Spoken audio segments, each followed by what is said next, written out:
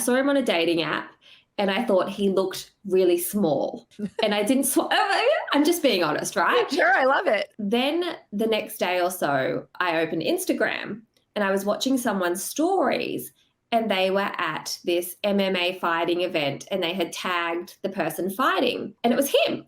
And I was like, oh, I just saw this man over on Tinder. I've seen you guys on Instagram. He doesn't seem so little. No, he's 6'2" and built like a shed. Like he's not small at all. It's just the photo he had as like his dating one. I can relate to that. I'm 5'9" and I am far from a little woman. So that is something that I am constantly aware of.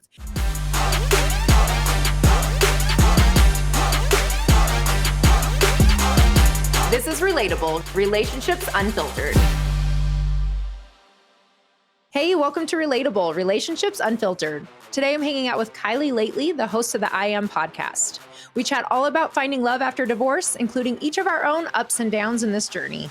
Hello, Kylie. Thank you so much for coming to hang out with me today. I will hang out with you anytime. I loved our last chat. Thank you. I as well. I think that in your content, and I love what you post with you and your partner. I just love what you're putting out there. So I'm honored to have you here today. Thank you. So that is part of what we are talking about today is finding love after divorce. And I know that you are in your, I guess, is this the first relationship that you had after divorce, or kind of walk us through that? So I went through a divorce in 2019. I've got twin boys.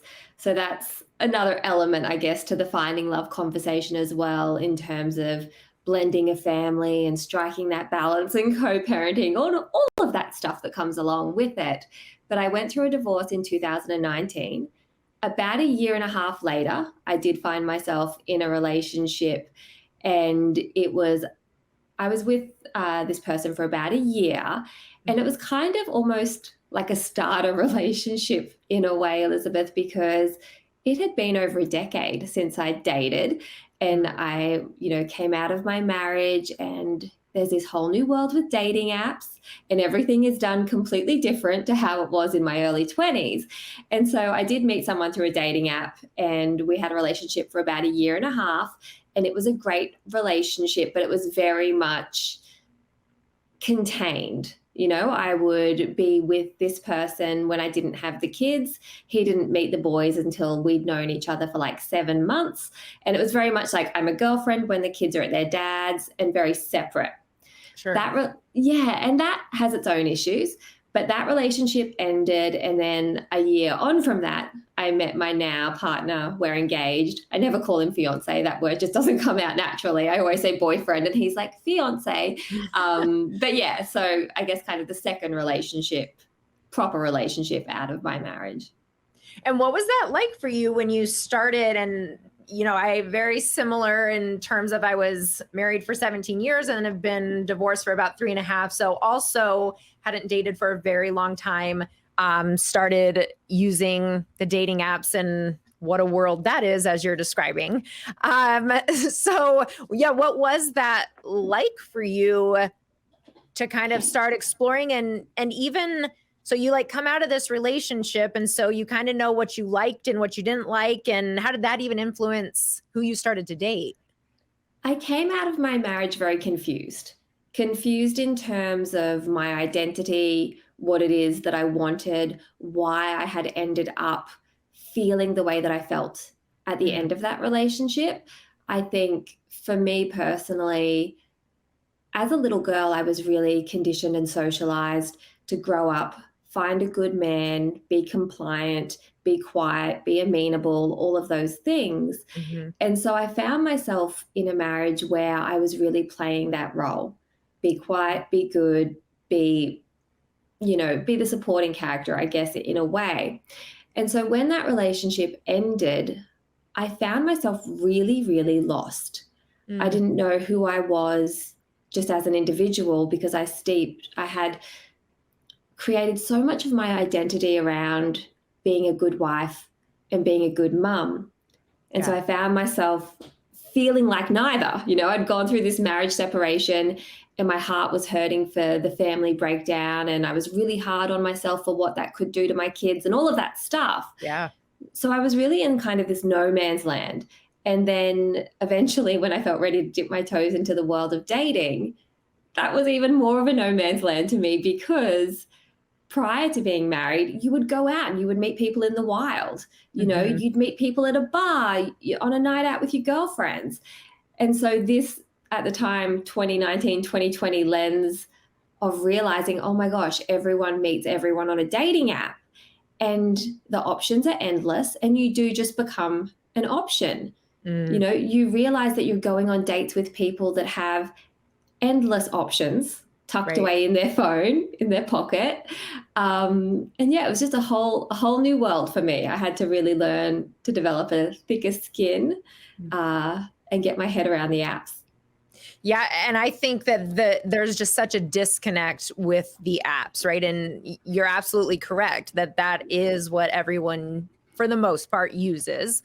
And so it's really hard otherwise. And especially we're such a busy culture. We're such just a busy society. Like everything is fast paced. Everything is what we have on our to-do list and what's there to do next and all of those things. And so, and you're in another country, correct? Yes. I'm here in Australia. And you still you guys probably have a similar lifestyle in that way. Yeah. Yes. And so that really impedes upon our ability to, as you're saying, especially as a mother, to go hang out at the bars, to go have a night out. There's not a whole lot of options. Yeah, it's a really different thing. And perhaps it was maybe even more intense at that moment in time, Elizabeth, because for us, we were going into COVID lockdowns. And so everyone was really relying on apps as a form of connection, validation, I guess, certainly communication. And perhaps that first relationship that I kind of found myself in was maybe more intensified because of that. Sure. Did that person who you ended up in the one in the middle, was he similar or very different than your ex-spouse? Oh, I like this question. I realized after that relationship, I had a pattern of being attracted and choosing emotionally unavailable men. So they presented very differently in terms of my ex-husband is very organized and very much an adult. And then the person that I found myself in a relationship with, and I think so highly of him still, he was a real nomad, like owned nothing, had no furniture, like a real free spirit, just totally different. But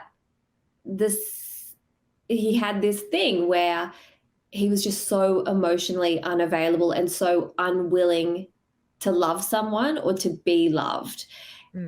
And that's definitely been a common pattern that I've noticed for me. And of course, with a lot of therapy and a lot of self-reflection and discomfort at times, it's become apparent to me that was a really comfortable dynamic for me to seek out, because that's how my dad is. My dad's very much black and white. There's no emotional area. There's no gray area in between. And so that felt really comfortable for me.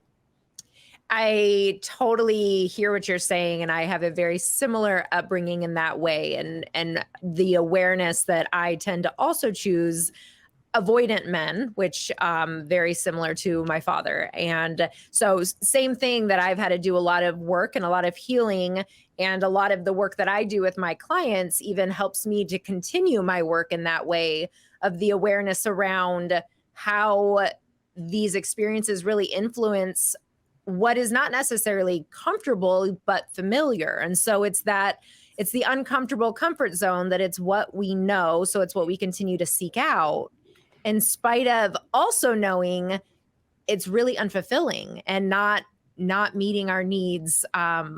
It's just not what we're needing. I really appreciate that distinction that you just made then. It's not comfortable, because I was using the language of saying that was comfortable for me, and it wasn't, but it was familiar. Yeah. And I guess what part of me associated with being loved. Right. that was the lens that's how you were programmed to believe that people who love you will show up in that way. How did that switch then? So your partner who you are, or your fiance, we will humor him with that. How did you meet him, and had you done healing to be able to be available to somebody who was different? Yes. So after that sort of relationship post marriage breakdown, I really fell apart. And I think in a way, I didn't deal with a lot of my divorce stuff and my marriage breakdown. I was able to kind of escape a little bit into this relationship. And so when that one ended, I had such a huge reaction to that relationship ending that was so disproportionate to what that actual relationship was. And that was just because I hadn't dealt with a lot of the pain that was inside from my marriage breakdown. And so I realized I had to do a lot of work on myself, and I took the initiative to book therapy every single week, make that a priority. I really wanted to understand why I am the way I am. And I really had to learn a lot of self-compassion. That was the big one for me. And how did that kind of influence your healing? And I love that you say that, because that is something that so many of us struggle with, and especially when raised by emotionally unavailable caretakers. How did that really influence how you were able to shift how you showed up in relationships? I think I was holding on to a lot of shame, being a single mum, having a failed marriage. All of those things were really weighing heavily on my heart and on my mind. And I was really beating myself up, internally. What's wrong with me? Will anyone love me? All of those sorts of things, lots of fear. And learning to access self-compassion was transformative for me, because when you stop beating yourself up with a stick every day, there's room for more. There's room for hope. There's room for curiosity. There's room for understanding and forgiving. And when you have that room, and when you are extending that forgiveness to yourself and that love to yourself, it then creates more space to grow in the areas that are healthier and happier, if that makes sense. Absolutely. That's a big part of inner child work, is that when we really reflect on what did that child need? So for you and I, when we talk about being raised by emotionally unavailable parents, and so we have these needs, we have these emotional needs that every human has. And as a child, we have to figure out how to get them met in some way, or survive not getting them met. And so we will develop whatever traits we have to do to survive that. But then we take those traits with us into adulthood. And a big part of that is shame-based. And I agree that that is a really common thing that a lot of us face. And so when we do inner child work, and we even an activity of sitting and visualizing maybe yourself as 5-year-old, 6-year-old, 7-year-old, and being in a state of need. And I talk with my clients about that when that child is maybe crying, or they're scared, or they're feeling embarrassed or ashamed, they're never going to feel better by inflicting more shame. So if we do a whole visualization around a little kid is sitting there crying, and we go up and start yelling at them or shaming them, does the child stop crying? Does the child feel better? Or does the child feel more dysregulated? Of course, they feel more dysregulated. And so what does that child actually need? And it's exactly what you're describing, that they need nurture, and they need compassion, and they need to be held and have their forehead kissed and told that they're going to be okay. And when we didn't get that, maybe as a child, or maybe as frequently as we would have liked, it can be really hard to know how to receive that as an adult. Yeah, I think there are so many women in particular, Elizabeth, walking around who do not practice self-compassion, because we hold ourselves to these impossibly high standards, and we want to present as perfect to society, and we become really, really hard on ourselves. And so self-compassion was a huge one that my therapist really helped me to access, and identifying past patterns, Yes. Why was I feeling those familiar feelings for emotionally unavailable men? How was I also emotionally unavailable myself? And I think even there's a link there, right, between learning to be more self-compassionate and being emotionally available to myself as well. Right. So I think that was helpful for me too. And also just getting clear on what is it that I actually want and how am I complicit in creating circumstances that I say I don't want. So if I really want someone to love me and see me as I truly am, then I've got to stop being performative in relationships and playing a role that I think they want me to play. And I have to use my voice and I have to speak up and I have to own the things that make me feel resentful. And I have to get comfortable with all of that stuff that's below the surface so that I actually can feel seen. And all beautiful and all so much easier said than done. That's all just hard as shit to do all of that. So hard. Yeah. And how did you meet your fiance? Well, I saw him on a dating app, and I'll admit it because it's honest, even though it makes me sound a bit shallow. I saw him on a dating app and I thought he looked really small, right? I thought he's an attractive man, but he looks teeny tiny, short, and small. And I didn't, I'm just being honest, right? Sure, I love it. This is as if we're sitting down at a bar having a drink. Right, I absolutely. saw his photo. I was like, oh, he has a really attractive face, but he looks very little. So no. And I swiped past. Then the next day or so, I opened Instagram and I was watching someone's stories and they were at this MMA fighting event and they had tagged the person fighting. And you know how you just go down a rabbit hole sometimes? I don't even know why. Actually, it was because I just moved house. I didn't have a TV set up or anything. And I was just going down all these rabbit holes. And so I clicked on his profile and it was him. And I was like, oh, I just saw this man over on Tinder. And I thought, oh, he's actually quite, there's something about him. He's definitely not my usual type. Firstly, he's covered in tattoos. I don't think that you would think to pair us together if you were just picking random people. But anyway, and so I clicked follow on his profile, had a bit of a stalk, and I thought, oh, he's really attractive, and I'll just follow him and leave it be. And then within maybe an hour and a half, he'd sent me a message via Instagram saying, hey, thanks for following or something like that. Have we met? Do we know each other? And then he asked me for coffee and that was it. Oh, okay. So that's, I say that was it, but it's never that was it. Like we went on a date. I was still not sure. It took a while. Like he always says, it took me months and months to actually admit that I liked him and things like that. But a very modern love story, right? Because whether it's through Instagram or a dating app, I mean, it's very, and so you had the combination of both. You had the double whammy there. So I always say that I think Instagram is more effective for that because that, and your story actually, and I'll have to now use your story to describe when I'm trying to explain this to people because the dating app is so limited. And so you see him and your biggest takeaway is that he's little. And when I was laughing earlier, it's because I can relate to that. I'm 5'9" and I am far from a little woman. So that is something that I am constantly aware of. And so, but when you can go to Instagram and now you see personality and you see what he's doing, you see him interacting in other. So even if that were true, which I've seen you guys on Instagram, he doesn't seem so little. No, he's 6'2" and built like a shed. Like he's not small at all. It's just the photo he had as like his dating one. He was super ripped because of his fight. So I thought he was built like a jockey because he was so ripped. But no, he's like 6'2" and huge. And I was going to say, I've seen him on there. He's not so little. But regardless, you were able to then, through Instagram, get this other perspective and see him through a different lens, which I mean, I just think it's more effective. I think that's one of the biggest pitfalls of dating apps is that it's just such a limited, we are picking and choosing based on such limited information. And we're not always the best at being our own PR team.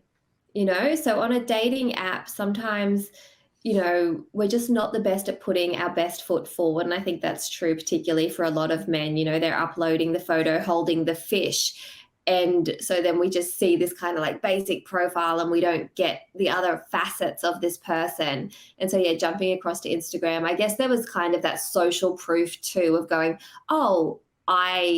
we have acquaintances, you know, so that made him feel safer as well. Right. Which is, yeah, there's a lot of validity to that also, because you don't know who you're talking to on the apps. What about him set him apart? What made him different from even an emotionally available standpoint? There was no game playing from the beginning with him. He was just very, very vulnerable, and it caught me off guard. Like, it caught me off guard to the point where I thought, is that the game? Like, is this the game he's playing? Does he know what to say so well and present as vulnerable? Because to look at, again, I was very wary. I'm like, attractive man, covered in tattoos, lives on the Gold Coast. I know you're over in America, but like the Gold Coast can be quite, I don't know, cheesy, I guess, a bit surface level. And so it took me a while to sort of realize that his vulnerability was very earnest. And he's a very, very earnest person. He always says what he feels. And I guess, he'd been through a divorce himself as well. So there's that element of having loved and having lost. And I think sometimes that really can like deepen a connection after that, because when you go through that love and that loss of it, you realize how precious it is and how easily it can slip through your fingers. And also, I think you realize that you do have to take accountability for the way that you show up more in relationship. And so with Brendan, from the get-go, he was just very much all in, hard on his sleeve, very, very honest, very, very direct, and also kind of unmovable. So even when I was saying to him, I'm really scared, I'm not sure how I'm going to do this, I have 2 kids, he was very calm and very much like, we'll figure it out together. He just felt like an exhale compared to other people I'd been involved with. Had he done therapy and done his own personal work as well? He has a therapist that he speaks with, which I find so attractive. I think it's such a great quality in someone. So he has a therapist. He definitely spent like a good 1.5 years as well, just doing stuff for him. Like I was over there going to my therapy and doing stuff for me and focusing on friendships and whatnot. And he was really throwing himself into sport and on his own healing journey, I guess. Right. So he had put in some of those efforts after his divorce, though, to be able to show up differently. And was that, so when you're talking about kind of not being so certain right away, do you think part of that was because he was so different? So there was hesitation for you in accepting that? Yes, absolutely. He did not feel familiar. Yeah. And so I really had to keep reminding myself, it's a good thing that this doesn't feel familiar, Kylie, even though every love story ever tells you like, oh, it will feel, like you'll have all of these warm feelings and it'll be instantaneous. For me, it was much more like, look at the consistency that this man is bringing. His words match his actions. And that was a big one for me. Yeah. Because I think it's very easy to get spirally and try and make meaning out of people's actions and excuse things and explain things. But it was just a very clear connection. His words match his actions. I feel very safe with him. And it just felt very stable from the beginning. Which is so important when finding love after divorce, in terms of if your marriage was obviously really healthy and you were already in a secure attachment and you guys just decided together, it didn't work out, great. But that's often not how divorces go. And so I think for a lot of people, it is trying to figure out what went wrong, what attracted me to this dynamic to begin with. How did I show up in this relationship that was also just as dysfunctional? And then allowing yourself to look for that different partner when you're ready to be in a relationship again. And we're so just drawn to our type, whatever that type is. And so for you to be willing and able and to have done the work to say it's good. It's a good thing that he's different. I mean, that is a huge step towards that secure attachment, towards that healthy relational functioning, because you didn't just allow yourself to go back. Absolutely. And I also didn't get involved with Brendan thinking, oh, I'm going to marry this man, or this is going to be some great love, right? Like when he invited me to go for a cup of coffee, I kind of thought, oh, like I kind of have a no coffee date generally rule as a date. I don't think that day dates are fun. I always have felt like they end up feeling a bit like a job interview.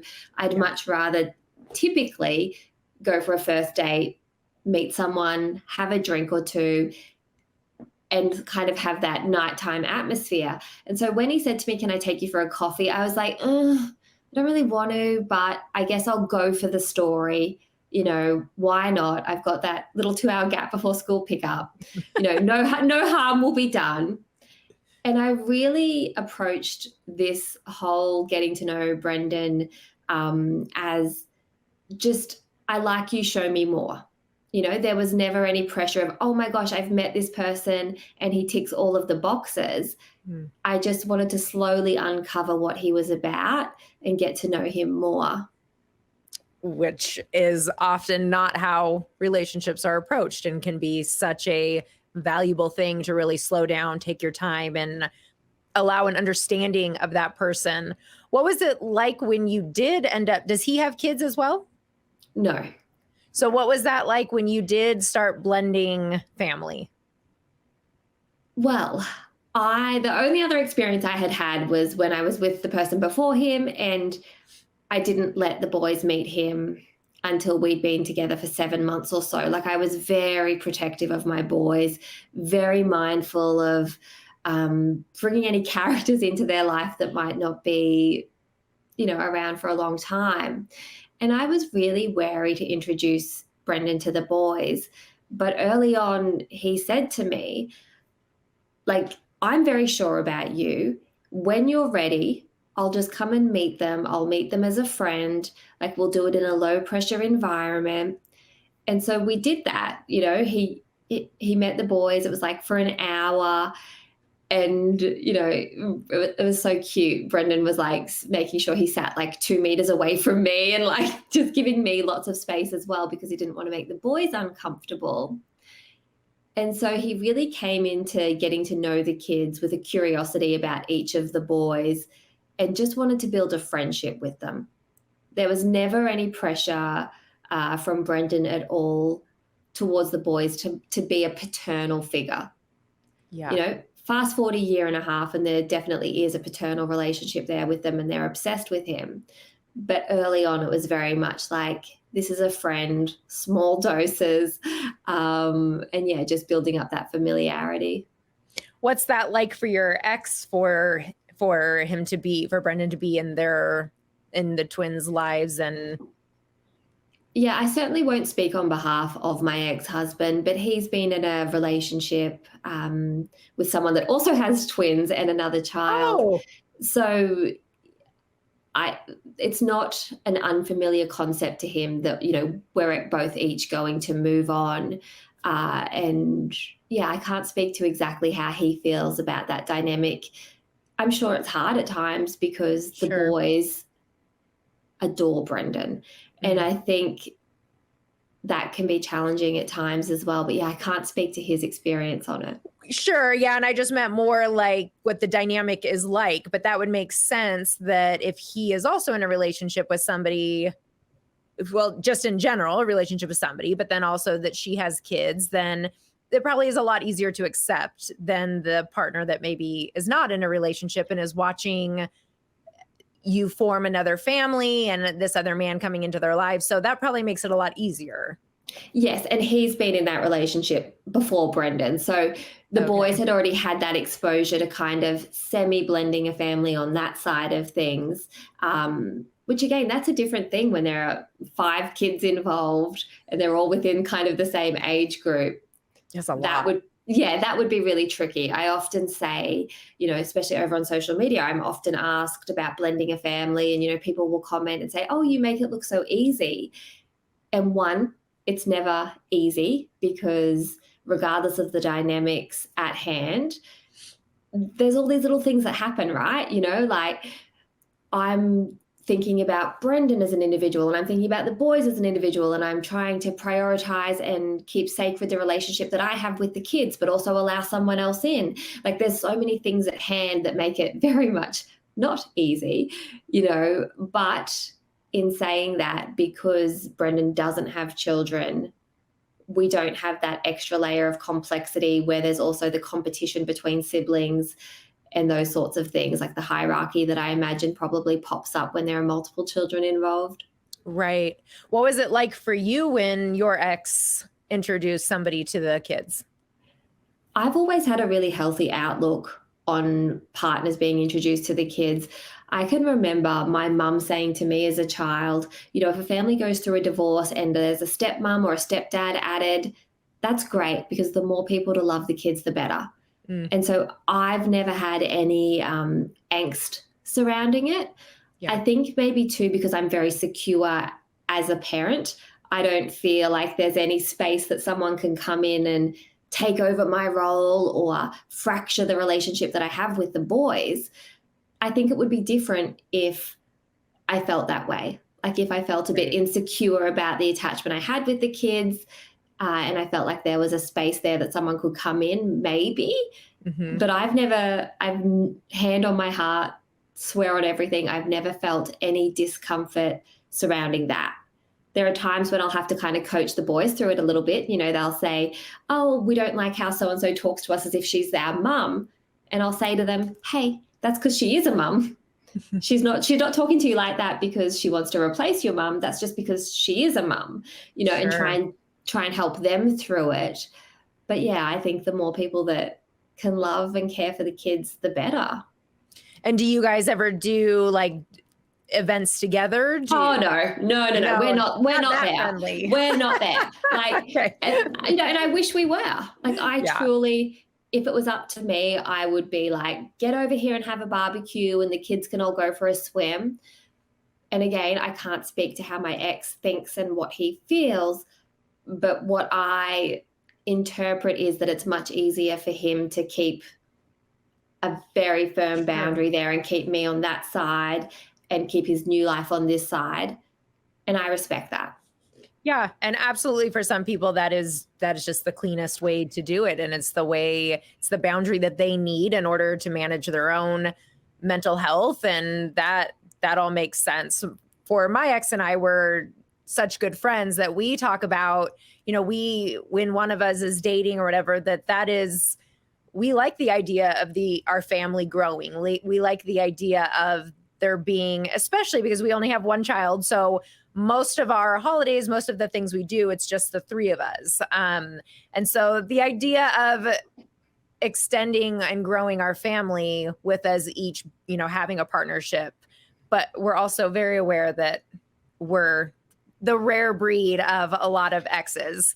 And that is not to say that I don't struggle with that's not to say I don't struggle, that I'm just like welcoming and accepting of every woman in his life. That's not at all my point, but I try to be. Yeah. Like I think that friendship is the gold standard, and I wish that I had that. And honestly, when I went through my marriage separation, when we went through it, I thought that I would end up in the dynamic where, my ex-husband would arrive to collect the children and he'd bring my bin up for me, or he'd bring me a coffee and I'd do the same, and we'd have that easy friendship. Mm-hmm. But that's just not the way that it's transpired. Yeah. That is so common, but also so difficult, and so difficult for hard. Yeah, for everyone. Absolutely. So when you think about, how you plan to move forward after divorce, so obviously you're engaged, that means you're open to remarrying, and that's the plan. I'm laughing because both Brendan and I don't want to get married. Okay, fair. Please elaborate. Look, I think he obviously proposed to me. We like the idea of the commitment. There is that bit of us that likes the tradition. I guess maybe it's I mean, obviously it's a deep societal thing, right? This whole like striving towards the next thing. You know, you meet someone, you get engaged, you get married, you have a child, like then you're on this conveyor belt and you never get off. But with us, we're engaged. Yes, I have a beautiful ring. I adore him. He adores me. But when we really sit down and think about it and talk about it, we don't really believe that deeply in the institution of marriage. You know, there's so much of marriage that is steeped into female ownership. You know, you take the man's name, your father gives you away, the government gets involved. None of that is important to me. So I don't think that we actually probably will go ahead and have a legal marriage, but one of my boys really wants us to have a ceremony. So maybe we'll do that, maybe not, I don't know. But yeah, I guess my views on marriage have changed. As have mine, and I'm right there with you. I do not intend on ever remarrying. However, I like what you're saying, and that is my thought on it as well, is that commitment doesn't bother me, but I want to be able to wake up every day and choose that person who I'm with. I want that to not be something that, you know, the government or that there's this document that has to be signed, but really I'm choosing a life with this person. And so I love that you took it to the point of getting engaged, which I could see myself doing as well, like taking it that far but not taking it further. But the ceremony also makes sense to a celebration of your love and your commitment. And that's very valid. Yes. And I think you can have a ceremony whenever you want. You know, if you're already married and you want to reaffirm and have the fun of it, go for it. And I think both Brendan and I like the idea of getting dressed up and having friends and family around and having a celebration and having the boys there and getting photos. But neither of us feel very strongly about doing the paperwork side of things. Yes, I can completely relate to that. So what is maybe a couple pieces of feedback, advice, ideas that you would give to somebody who's recently, or maybe not even recently, but who is divorced and they're considering looking for love again? What would you suggest? The most common thing I hear from people, whether that's people that are listening to my podcast or following along on social media, the most common thing I hear, Elizabeth, is people feeling hopeless. You know, it seems like a lot of people, a lot of women, especially single mums, are really, really down on themselves. And so I think having hope is the first one, right? And I don't mean like, oh, living every day because maybe just one day you'll meet the man, but just know that love is out there. Love is available. You will find it. And just have that little bit of hope there, but don't make it your number one mission as well. You know, if you sit down and you think, oh, what are these things that I imagine a relationship will give me? How can you start giving them to yourself first? I think that's one of the missing pieces of the puzzle for a lot of people. They're going out there and they're thinking, oh, you know, I'm never going to have fun, or I'm never going to have a romantic weekend away, or I'm never going to go on an adventure until I meet someone. And so then there's a deficit.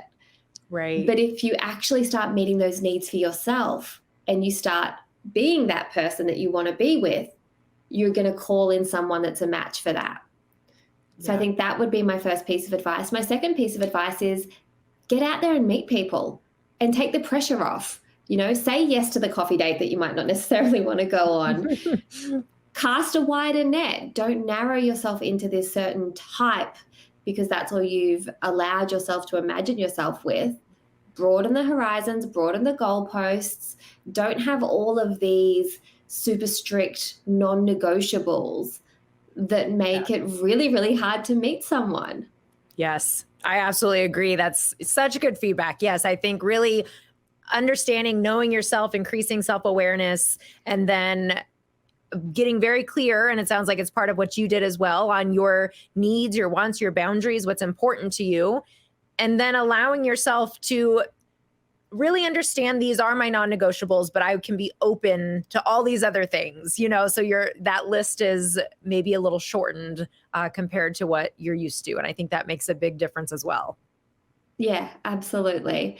I think those would be my biggest tips. I've actually got a whole guide on it called Surviving Separation that really takes you through doing some of that self-work, building your self-identity, healing, extending self-compassion, all of that stuff that's actually within your control, I think that's a good use of your energy, time, and attention. And then you'll meet someone when you meet someone. Right. Absolutely. Where can people find that guide? Over at thefray.com. The Fray is FRAE.com. Or if people follow me on Instagram, it's Kylie Lately, and all of the links are there. Perfect. And are those the main places to connect with you? Is your website and well, very good.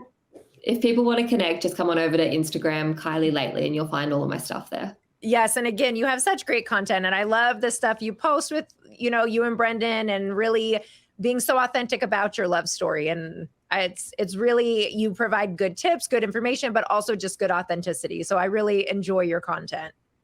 Thank you. And likewise, I'm obsessed with your Instagram account. Oh, thank you so much. Thanks for hanging out, Kylie. I really appreciate it. I appreciate your vulnerability and just really the insights you gave. My pleasure. Thanks for having me. Thanks, Kylie, for the reminder that dating apps really can work. And thank you all for hanging out on Relatable Relationships Unfiltered. Make sure to subscribe to our YouTube channel, sign up for my newsletter, and find me on Instagram at Dr. Elizabeth Fedrick.